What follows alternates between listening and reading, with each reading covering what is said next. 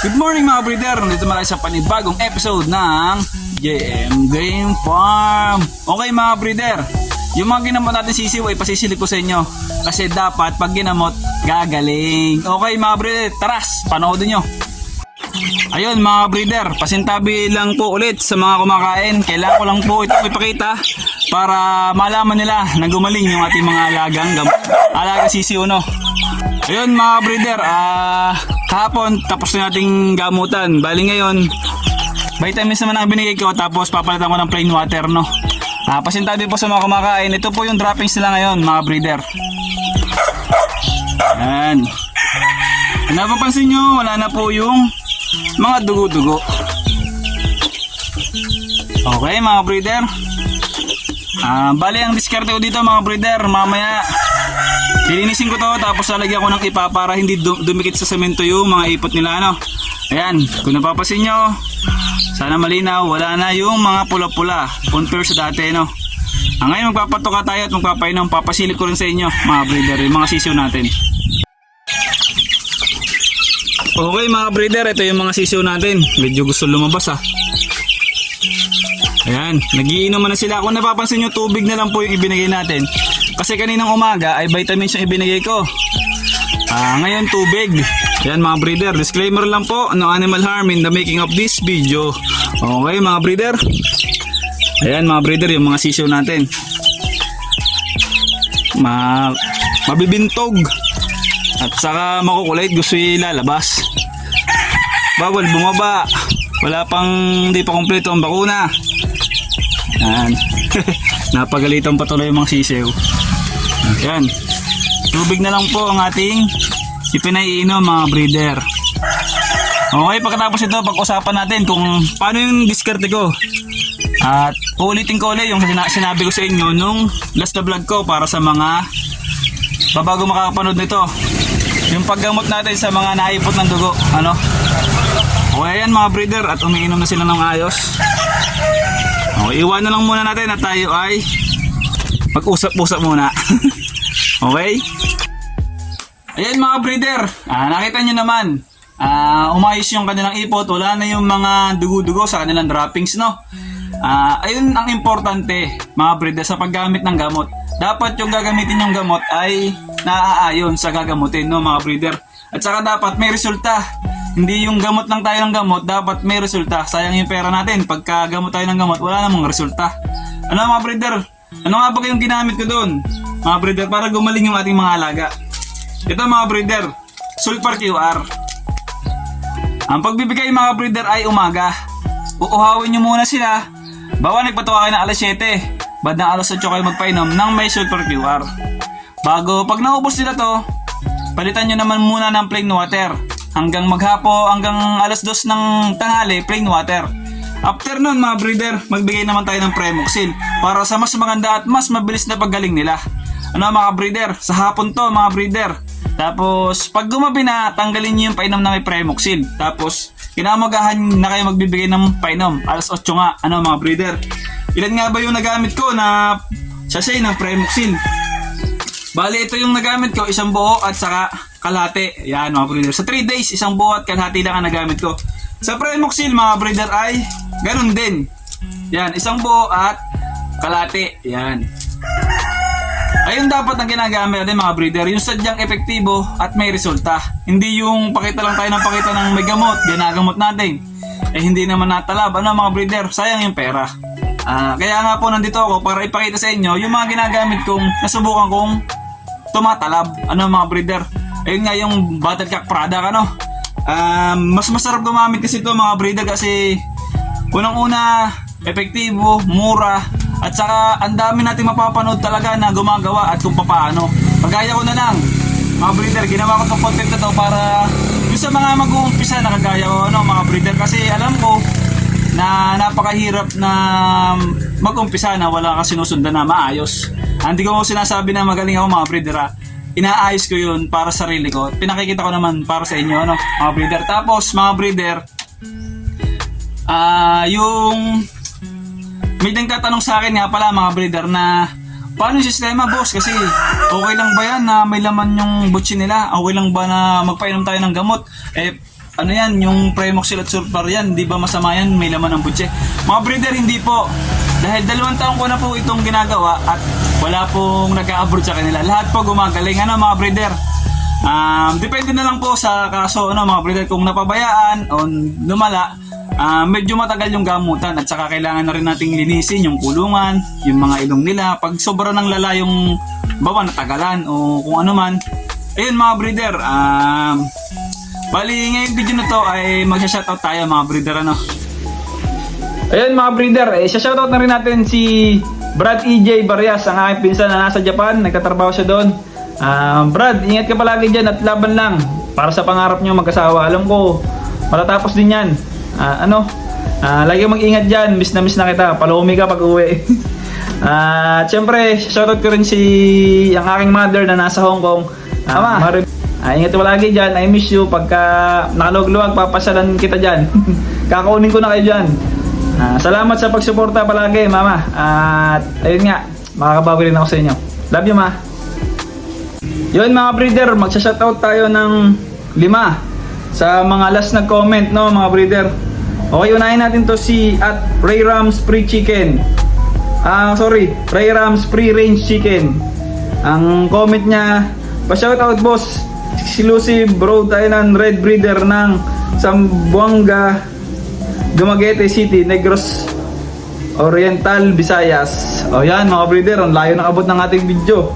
Tapos ito si Christopher Sonal Cachupas. New subscriber from Macau International Airport. Wow, nasa abroad na tayo mga breeder. Maraming salamat sa pagsuporta nyo. Okay. Ito si Boss Rain. Pa-shoutout idol Boss Rain watching. Si Hukoy Sinchu Taiwan. Yun, pasensyahan nyo na, parang mali yata ang basa ko. Shoutout sa iyo idol. Shoutout kay Kim Alperes from Cebu. Ang sabi niya, Kim Alperes, inggit ako sa iyo idol. Hindi ba sa mga idol yan, pero gawin mong inspirasyon para mas maganda, ano mga breeder. Ayun lang. Ito si Gildalion, pa-shoutout from Bohol. Shoutout sa iyo mga kabuhol, mga breeder, no? Si Chris Santo Nanini, good day boss JM, pa-shoutout next video mo from Ilocano Backyard. Siguro may manok siya, may manukan siya mga breeder. Shoutout sa iyo Chris Santo, Ilocano Backyard. Alright.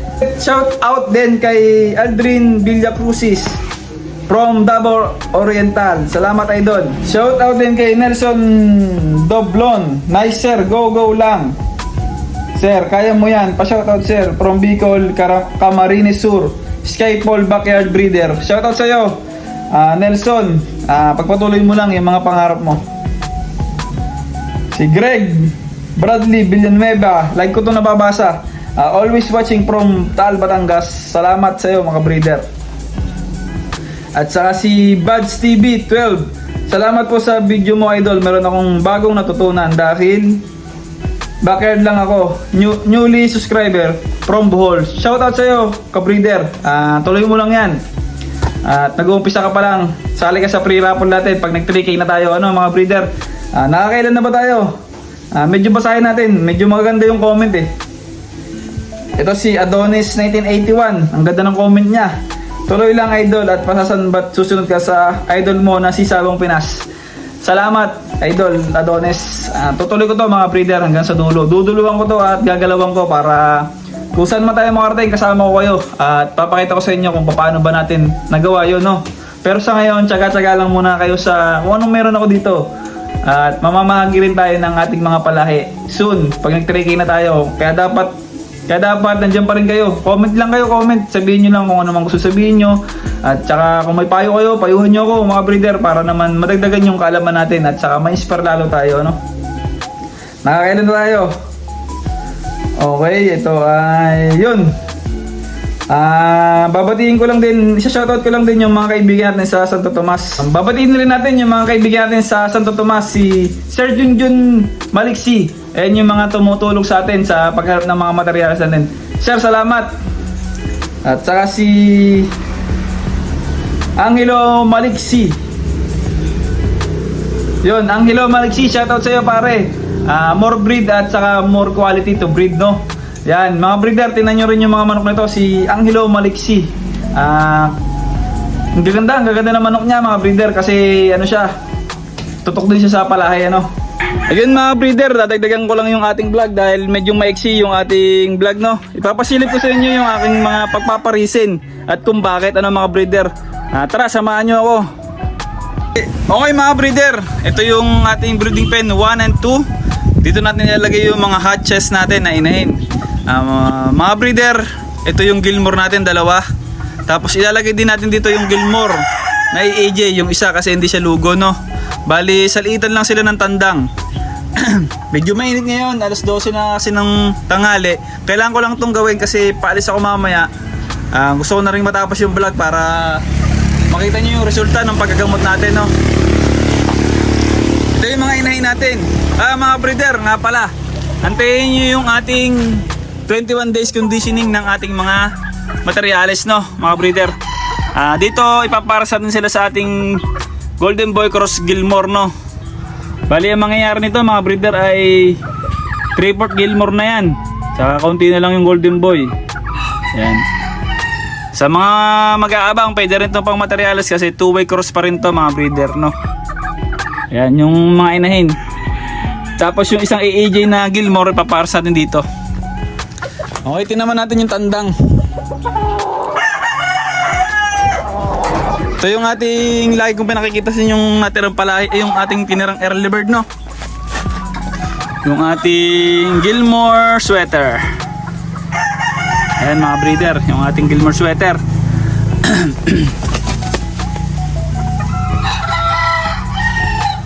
Mapulang mata nito mga breeder.